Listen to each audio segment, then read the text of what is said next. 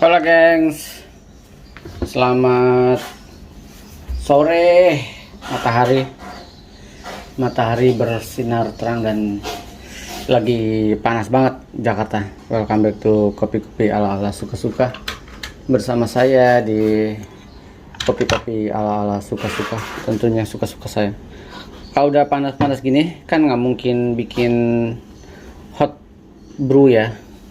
Bikinnya sesuatu yang menenangkan pikiran dan menenangkan, yang bikin adem-adem lah ya tepatnya. Nah, tapi kali ini saya akan mencoba membrew si Lalita Megasari ini.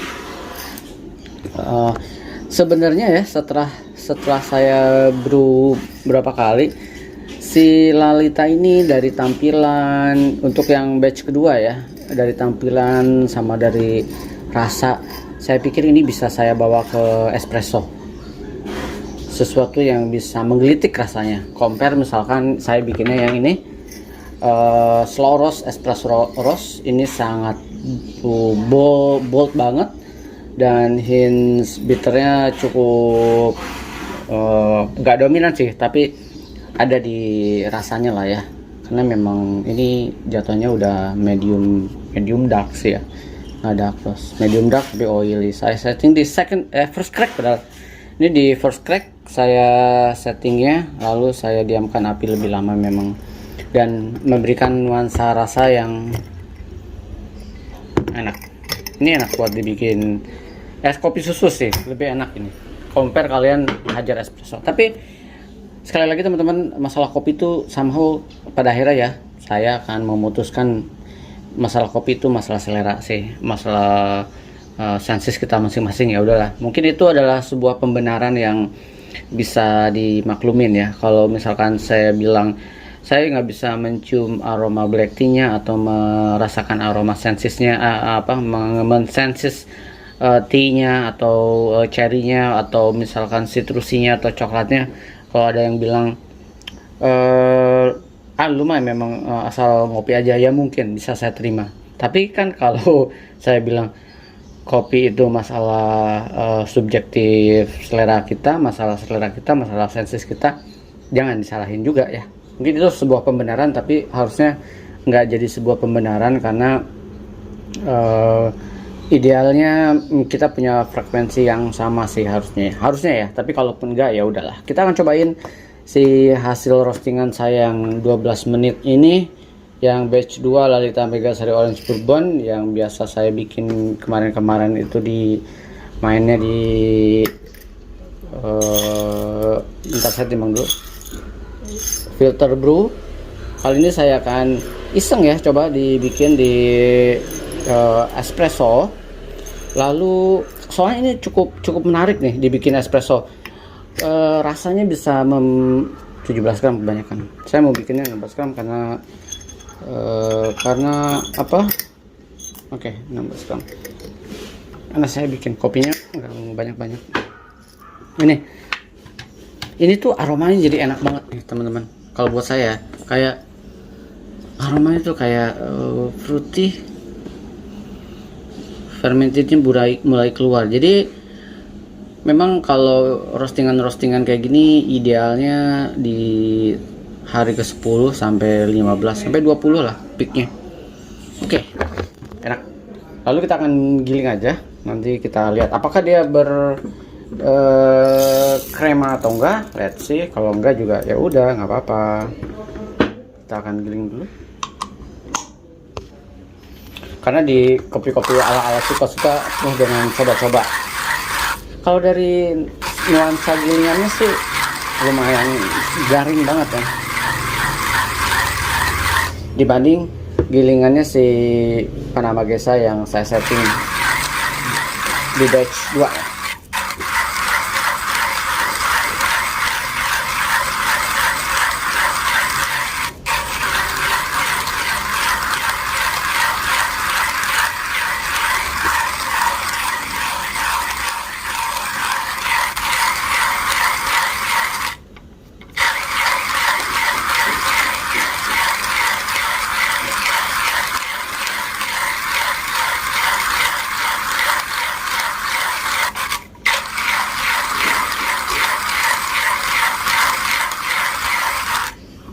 pegel.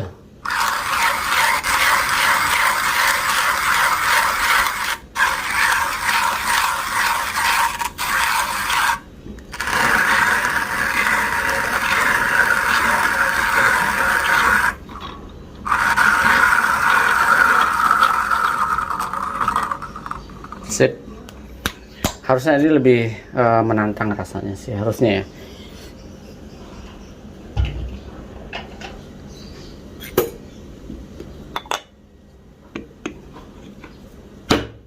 Untuk aroma juga lebih enak. Kalau di saya yang di Sloros Espresso itu aromanya lebih sedikit aroma kopi style medium dark ya. Tapi saya nggak menyesalinya kok, karena yang buat saya kopi itu masalah eksplorasi, jadi enjoy aja. Jadi dalam satu kopi kita sekali lagi bisa merasakan berbagai variabel rasa. Oke, tekan. Sip.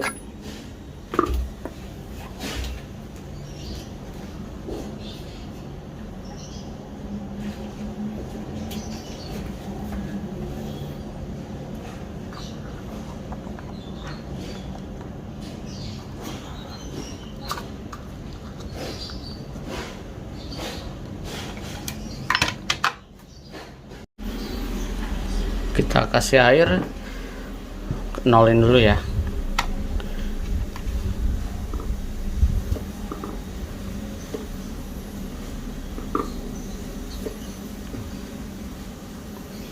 Air panas 90. Aus, kebanyakan. Ini air eming saya segini ya. Oke. Kita lock.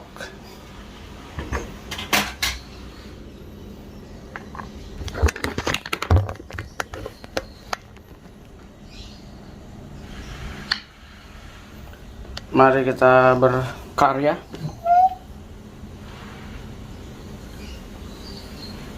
One, two, three.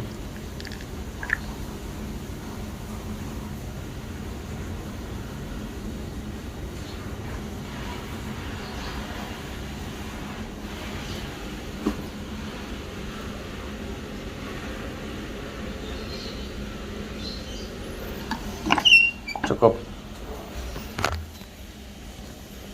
Hasilnya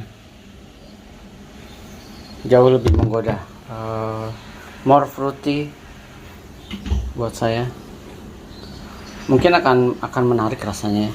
Kita akan coba-coba aja, karena ini untuk menentukan nanti saya batch berikutnya bisa main di sesi apa ya. Kok susu cukup. Ini kayaknya deh ya, diminum espresso lebih enak juga kok, lebih menarik. Mari kita cicipin, aduk dulu secara manual, lebih enak aromanya. Kurang beraduk ya. Oke, saya aduk pakai ini ya. Ya, udah. Aduk dikit aja, lalu kita cicipin.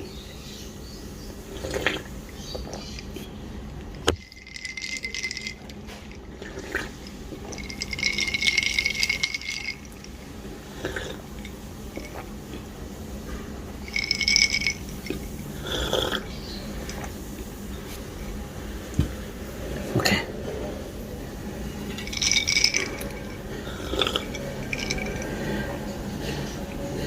Enak.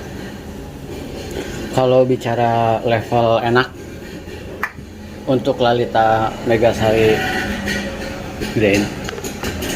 Untuk Lalita Megasari Orange Blueberry ini batch 122 batch 212 untuk memberikan nuansa es kopi susu yang enak, balance antara acidity dan sweetnessnya.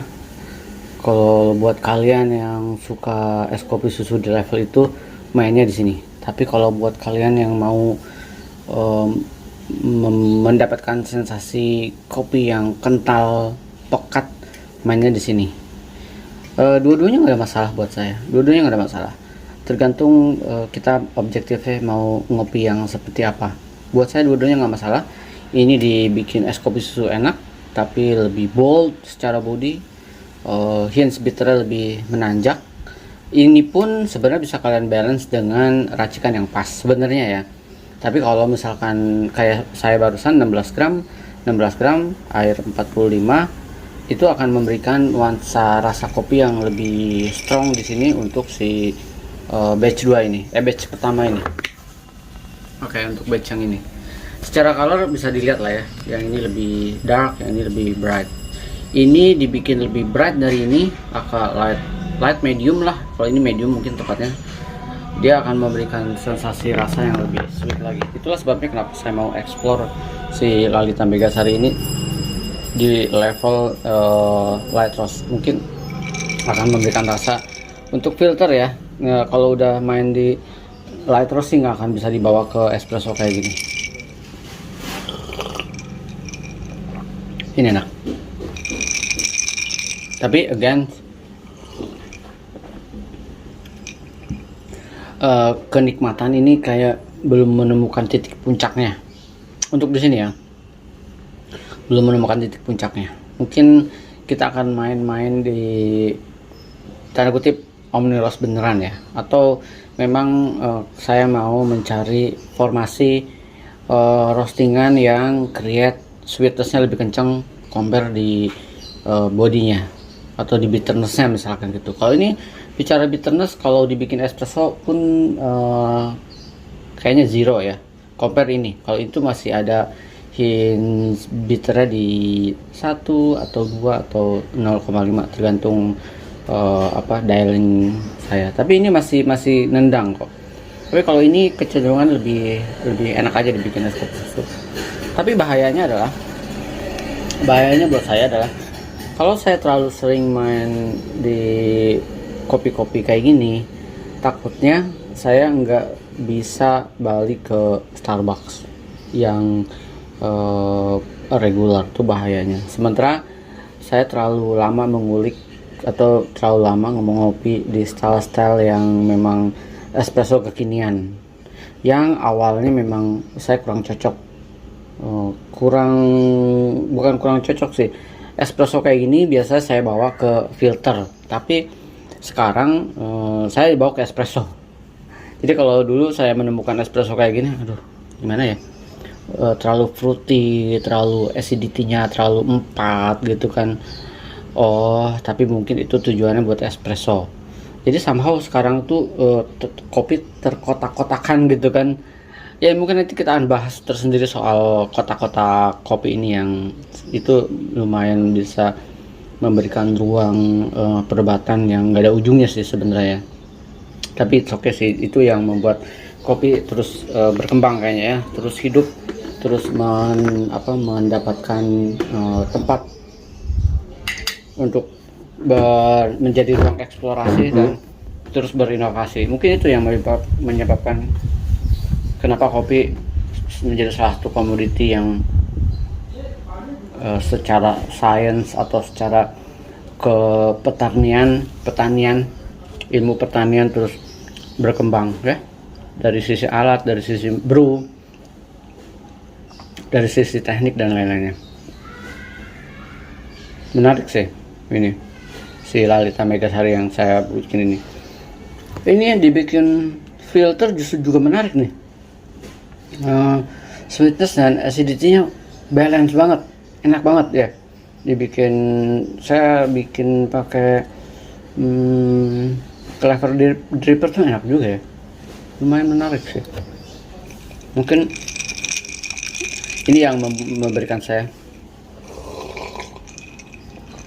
ruang untuk bereksplorasi dengan manual roasting, karena dengan dua ini aja saya menemukan variabel rasa yang berbeda. Dia dua ini, belum nanti saya misalkan di blend dengan X Atau belum lagi misalkan kalau saya main di light ROS tapi saya set Omni ROS,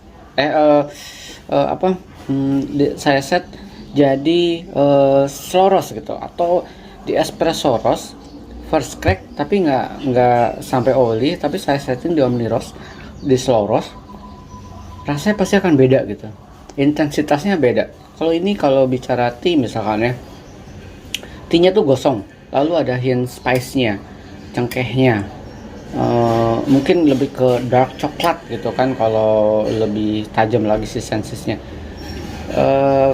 Kalau bicara citrusnya mungkin hanya sekedar batas angan-angan, sebatas angan-angan gitu, atau apa lagi ya, aprikotnya misalkan hanya sebatas angan-angan, the restnya adalah rasa pahit diputusin pacar ketika sayang-sayangnya misalkan gitu ya. Tapi kalau di sini saya bisa menemukan fruitiness-nya, lalu saya bisa menemukan tea like-nya walaupun tipis, sweetness-nya, lalu acidity-nya juga berasa, citrusnya juga berasa. Dan mungkin kalau bicara coklat, saya nggak merasakan coklatnya, lebih ke fruity. Dan saya menemukan ada aroma fermented di sini yang nggak terlalu kenceng tapi enak untuk dicium aromanya ya. Jadi kalau saya habis ngebrew lalu buang hasil sisa brewannya ke kamar dan kamar saya lagi nyala, itu aromanya enak banget. Di kamar tuh jadi aroma kopi enak. Oke teman-teman, cukup di sesi ini untuk ngebrew. Nanti kita akan lihat formasi-formasi possibilities variabel hasil ngebrew saya. Mungkin pakai aeropress seperti apa, pakai stereometer seperti apa, untuk yang keduanya ini. Untuk mengeksplor rasa aja sih saya pengen dari satu varietal ini dengan berbagai macam variabel roastingan, saya bisa eksplor variabel rasa yang bisa saya dapatkan. Bukan menguji si petaninya atau menguji prosesor, enggak, saya menguji lidah saya sendiri teman-teman. Dan buat saya ini beannya oke banget. Untuk specialty lokal buat saya ini oke kategorinya. Untuk dari sisi bean, dari sisi oke lah ya. Walaupun anaerobik yang pernah saya mention mungkin anaerobiknya nggak seholistik yang diterapkan di luar, mungkin alatnya masih minim. Kalau saya lihat di sini anaerobiknya masih tanda kutip, kalau di luar itu udah pakai, memang udah di alatnya memang udah mumpuni. Kalau di sini ada aerobik, bahkan ada yang pakai ini ya, pakai plastik, bukan pakai gentong, pakai plastik. Itu udah diklaim sebagai anaerobik natural. Lalu apa lagi ya? Ya, beberapa memang pakai gentong yang warna biru sih. Banyak kan warna biru untuk bicara anaerobik atau laktik atau apa-apalah yang istilah-istilah baru di proses. Tapi kalau saya memang lebih proses honey, full wash atau wash, atau natural itu, tapi beannya oke, prosesnya oke, dia tetap akan menghasilkan rasa yang super dahsyat sih. Kalau CM, kalau laktik, kalau anaerobik, mungkin nanti akan ada lagi aerobik dan lain-lainnya. Mungkin itu hanya saya mau mencoba mengeksplor aja ya, perbedaannya tuh signifikan atau enggak sih gitu. Ternyata sebenarnya kalau saya bandingin anaerobik sama natural itu sama. Kalau saya masih cinta mati sama natural tuh lebih enak gitu ya, lebih keluar. Walaupun orang bilang anaerobik juga lebih more fruity, more acidity lebih berasa, lebih soft tapi katanya gitu ya. Oke kan, kopi kembali lagi ke selera. Mungkin ada orang yang suka anaerobik. Kalau saya memang dalam rangka eksplorasi apa aja.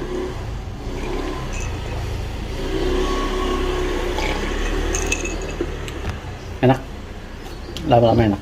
Jadi kalau buat yang mau mendapatkan sensasi es kopi susu yang gurih dengan gramasi yang tadi saya mainkan, kalian jangan main di 200, ini 200 ya. Kalian mainnya 250 sehingga bisa memberikan creamy, sweet, gurih, dan tetap ada hint sedikit tipis acidity-nya. Enak. Ciao teman-teman.